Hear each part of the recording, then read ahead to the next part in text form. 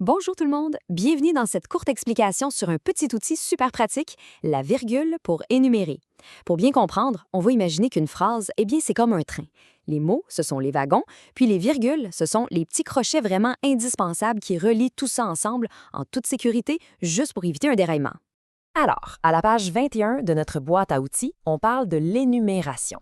C'est un bien grand mot, là, mais honnêtement, c'est simplement une liste de mots à l'intérieur d'une même phrase. Vraiment rien de compliqué.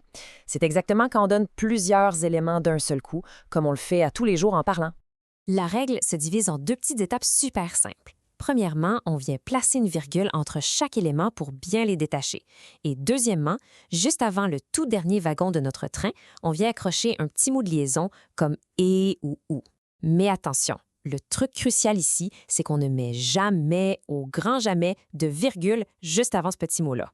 Regardons un exemple bien concret avec le compost.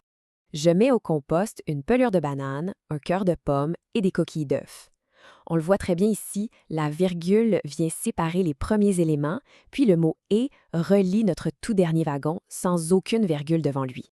Et si on jette un petit coup d'œil à la page 22, on a un autre bel exemple avec le bac de récupération, le papier, le carton, le plastique et le métal. C'est la même logique.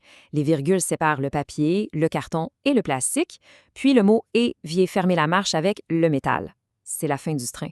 En fait, maîtriser ce petit crochet-là, ça rend nos textes parfaitement clairs et faciles à lire. Il suffit juste de garder en tête cette belle image des wagons d'un train pour bien attacher les idées. Alors, on met tout ça en pratique lors des prochains exercices d'écriture. Bon travail à tous!